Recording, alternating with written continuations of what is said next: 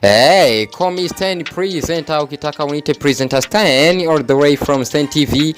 Hey, worldwide, utakora subscribe no gusaba kuyikora kuri n'urubuga rwacu kugira uzobandanye wironkera amakuru mashasha, amakuru agizweho, amakuru ari ku mwanya kuri wa mwanya wa wifuza kuyaronkera ko amakuru novuga y'umuririmbyi Be Face on the Floor ku ndirimbo yiwe nshasha igiye gusohoka vuba bwamvu. Hari indirimbo yashoboye kuyita Ntandero ugira, akayiherekeza na caption ivuga ngo kumenya si bibi ahubwo kumenyera nico ari icyaha. Tugaruka inyuma gatoyi mu misi iheze aho abarapere benshi bagiye bavuga ku majambo agiye atandukanye bavuga kuri uwo muririmbyi Be Face on the Floor, nawe akicecekera akagira nk'utabumva akagira nk'utababona.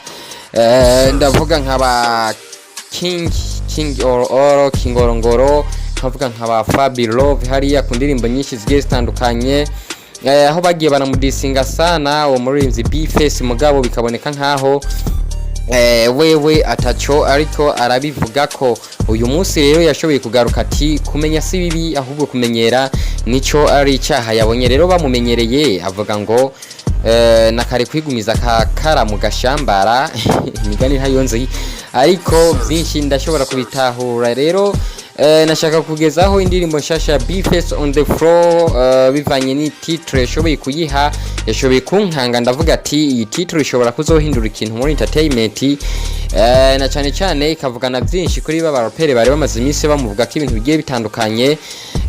Ndavuga ati nawe nk'umukunzi wanje sinoshobora kurindarana igishikyo ndirimbo nje nyene.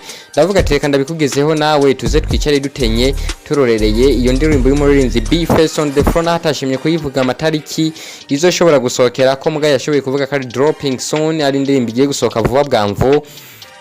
Ndavuga ati reka ntenane nawe umukunzi wa Sten TV worldwide, tuyirindirire hamwe niyasohoka icyo nzoyumva nawe uzucyumve ubwa mbere mu majambo na cyane cyane agiye atandukanye. Ndagusaba kuzoyumviriza karenga kabiri kuko amajambo y'uwo muririmbyi Be Face on the Floor abakunze kumukurikirana, abakunzi biwe ndazi musanzwe mu bitahura. Uyumvirije rimwe ntushobora gutahura icyo yashatse kuvuga, ni kabiri kuduga niho ushobora kumva icyo yashatse gushira mu ndirimbo yiwe cyangwa ubutumwa yashatse gushira mu ndirimbo ziwe. Ni Sten presenter rero mwari kumwe kuri micro cyangwa cyase umwite presenter Sten aka update man, kuri micro on the machine akiwa ni da promise cameraman. We love you so much guys. Amakuru yarayo kora subscribe nkomandanya wironkera agiye atandukanye. Hari defo tubwire muri commentaire, hama utubwire ningene witeguriye iyo ndirimbo y'umuririmbyi Be Face on the Floor. Cheerio, your Sten presenter.